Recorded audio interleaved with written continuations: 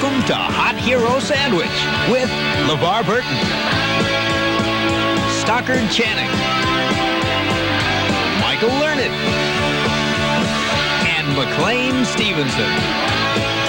In conversation with Tom Cottle. Did you feel in those days that you were really very different from other people your age? Well, I don't. It's half and half. I mean, I was very good at academically. I was smart and stuff, and I worked pretty hard. But mainly, I wasn't a grind. I was a quick study, and I was a bit of a smart aleck. I have to say that. I had a mouth on me. And the second McLean Stevenson was the one who really loved to make people laugh, that would put the lampshade on at the party, that would do the bad, Jimmy Cagney imitations, that loved to make people happy, that loved to perform, I guess.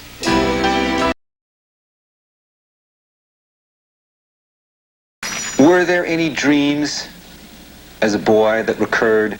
I used to dream about flying a lot. I don't so much anymore. I used to dream about, there's one dream, I think, and the only major dream I have that's ever recurred with some consistency, and it's a dream where no matter what the circumstances, the basic situation is this: someone is chasing me, and I know I have the ability to fly, but I can't quite get off the ground until the last minute, when it's almost like they're right there, and they're about to grab me. Then I don't know what it is I do. I flap my wings, or think myself into the air. And sometimes it's like bounding. I get up in the air, and then I come down again, and it's in real slow motion. Then finally, I get off, and I'm free. And sometimes I can't fly very high. Sometimes I can get way up in the clouds. Hot Hero Sandwich will return after these messages. Now return to Hot Hero Sandwich. Were there, LeVar, any teachers at St. Pius that were particularly memorable to you? Father Vic was memorable. Father Victor McAvoy. He was kind of like liaison between the administration, the faculty and administration, and the students, especially in our class. The class of '74 had got a reputation for being uncontrollable. Is that the word? So Father Vic was our friend. He was fairly young, had long hair and a beard, and he was someone we could really identify with. And there was a teacher who hated me in the 3rd grade, who used to just pick on me. And she really did. I don't know. She would single me out in assembly or something and make me stand on a chair, and she was a horrible... Miss Grumley, I'll never forget you. Don't you say her name again. Miss Grumley. Say it again. But the teacher in whose class I was in the 3rd grade loved me, and I was her favorite, and we used to go to the ballet together when we weren't in class. She didn't treat me as a favorite in the class. She was a very fair teacher. I always liked teachers who were fair. I didn't care if they were strict. I liked them if they were strict, as long as they were fair. And especially if they were fair a little bit in my favor. I liked them. No, I had no adult other than Coach Sarr that I could talk to, and that was always rather, problems in school, not any kind of gut-level emotional feelings. I never had that.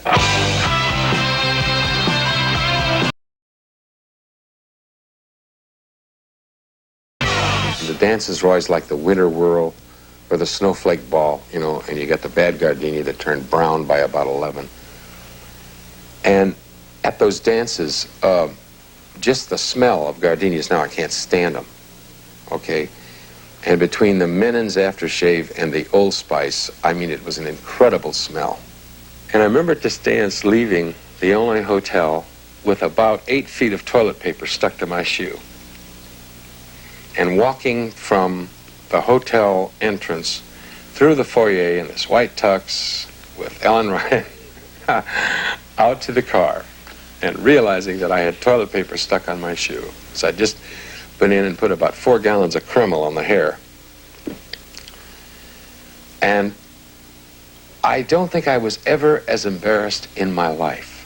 I cannot describe to you how embarrassed I felt, how inadequate. My first date was a guy named Ronan Jacob, who was someone I had grown up with, actually. But then I went to Europe, and when I came back, I mean, he had no time for me before I went to, because he was older, about 2 or 3 years. Yeah. And we ended up going steady. And he was my first date, my first kiss. I remember all of it. I was terrified, actually. I was terrified that I wouldn't know how to do it. So he would say, but it doesn't matter. And I'd say, but I don't know how. This went on for about a week. And then the first kiss, and I said, well, how was it? And he said, you pucker up too much. But I learned quickly.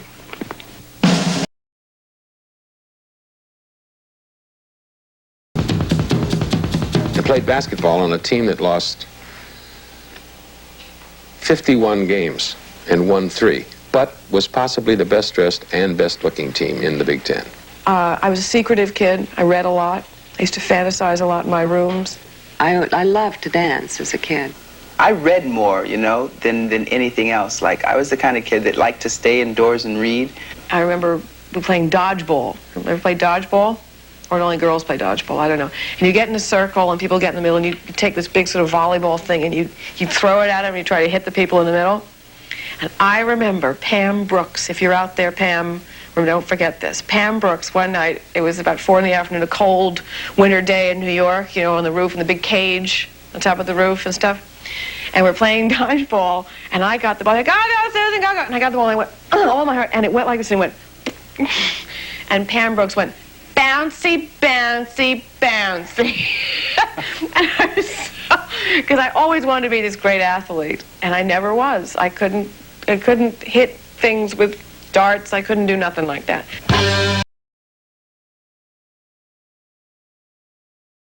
Now return to Hot Hero Sandwich. When little Susan Stockard sat in her room daydreaming and fantasizing, what was she fantasizing? I used to do this stuff when I was in my bed at night, and they'd open the door, so the door cracked in the hallway, and the light was in the hallway. And I used to have this, act out these incredible scenes with my pillow. I used to stack up the pillow, I was being saved from burning buildings, very romantic kind of visions. They weren't really sexual, they were just really romantic.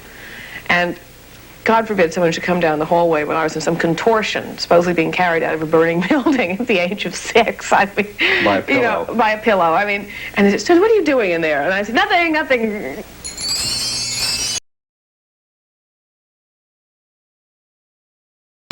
I think I made some decisions very early in life, very early. In fact, I know I did because I've relived it.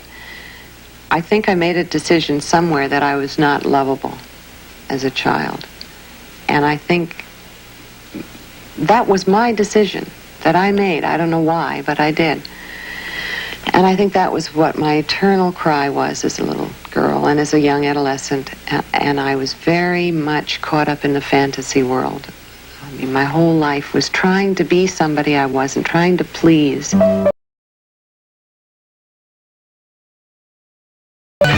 Could you, LeVar, talk a little bit about this move back to Germany when you were in 3rd and 4th grade? Was it 3rd grade, 4th grade? Yeah, 3rd, 4th grade. Real difficult time for my family because that was when my mother and father were really splitting up. And he came back to the States before we did, and then we came back together. And it was like, that was when I was first really aware of the fact that, okay, now the family consists of Mom, my 2 sisters, and myself, and this is going to be the way it is for a while. LeVar, how long has it been since you've seen your dad? Since I was in 6th grade. And I know one of these days we'll probably get together, but at least now, I mean, before, like, maybe, 5 years ago when I was just coming out of high school, if I were to have run into him, right, I would have been so angry and so bitter, I just would want to spit on him because he hurt my mother so bad, and he sent her through so many changes, and she didn't like him, and that's the main reason why I didn't like him. So it wouldn't have been the right way for me to go into that kind of situation, into that meeting with him. If I were out there in the world and suddenly began to realize that my son was now this very prominent television figure, I think I would have contacted him. He did contact me right after Roots. Yeah, he sent me a telegram I was living in Los Angeles. I got a telegram from him that said basically, congratulations on outstanding performance. Call me collect, and the number in Orlando. And I read the telegram and said, ha ha ha, you know, and like threw it away, you know. Why? If there was no reason for him to ever want to contact me before, why now? I mean, it's great. Sure, you saw me on television. Big deal, you know? So he knew where I was all the time, but that was when I got the telegram from him. Sure, it was nice, okay, I saw you on TV, and I'm going to send you this telegram to show you how I feel, that I'm proud of you. But now I'm a little bit more tempered about the situation. I realize he does have a side of the story. He was there, too. He has something to say about the way things were between him and my mother and why they didn't work out. And I would now meet him face to face as a man and just really want to hear what he had to say, and then have him hear what I had to say.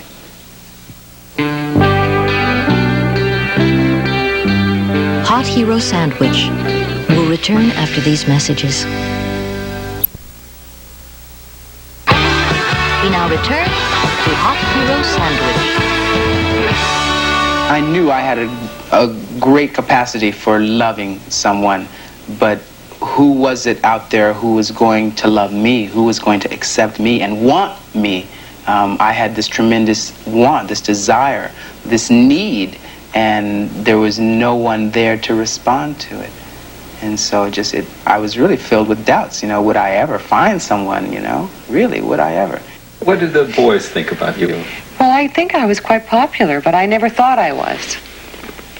I mean, I always had plenty of dates and phone calls and things like that, but it was always like hanging on the edge of a cliff. If the phone doesn't ring tonight, I'm going to die. You know, that sort of thing. But what did you do? What were the activities? We went dancing and sat around in hot shops a lot.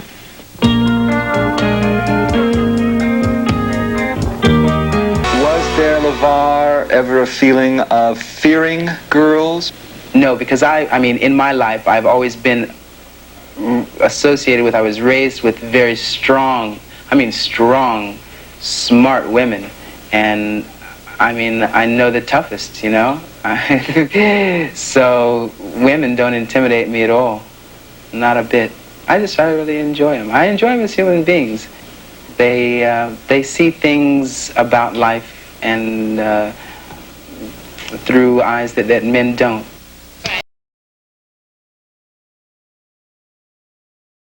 Her family were very Catholic. Mine were Presbyterian. That problem never existed between she and I. She could have been black, I could have been white. She could have been Chinese, I could have been green. It didn't matter. We touched, we kissed, we hugged, we laughed, we walked, we ran, we cried, we were in the rain, we were in the snow. God, it was beautiful. Hot Hero Sandwich will return after these messages. We now return to Hot Hero Sandwich. If you had brought home a white girl, a date, would that have caused an uproar in your house? No, as a matter of fact, I can remember the very first time I brought home a black girl, my mother said, "Oh, what's this?" You know? So it was white girls that I was dating before I ever dated a black girl. Yeah.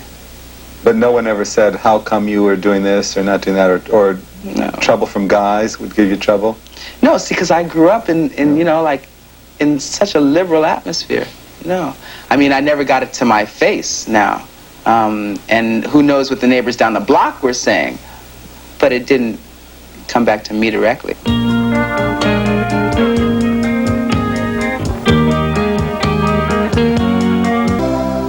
I don't know what kids are like today, if they still have these incredible passions, but I was one to have incredible consuming passions. What do you suspect? You suspect they do have I those? hope they do, because it's a wonderful feeling. I mean, it's painful in a sense, but it's so extraordinary. It's one of the great gifts of being a human being. I don't think animals have that capacity to laugh or to fall madly in love. Slavish devotion is a different thing. But mad infatuation is an incredible experience. I mean, I think we as teenagers did everything that teenagers today are doing. We just didn't talk about it. We felt guilty about it a lot. You know, it wasn't... There were certain codes that were set up that had to be, if you were a nice girl, you did this, and if you were a nice girl, you didn't do this. So I played that game. You learned, so you I learned... mean, I learned to be a nice... I was a nice girl. But... yes. No, I was. I'm so observant. I was a nice girl. But I just wasn't as pure, and I don't think any of us were as pure as we pretended to be. Could you talk? That's as far as I'm going with that one. Hot Hero Sandwich. We'll be back after these messages.